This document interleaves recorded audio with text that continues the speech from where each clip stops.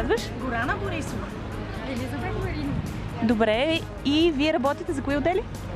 ABO. ABO, добре. Кажете как научихте за събитието? Имаше анонс от нашия менеджер. Добре, супер. А защо решихте да участвате?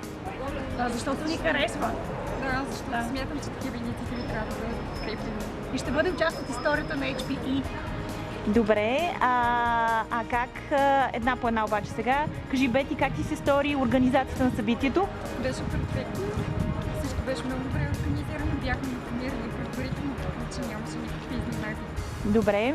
Както Гори? винаги перфектна организация на HR на Hewlett Packard Enterprise.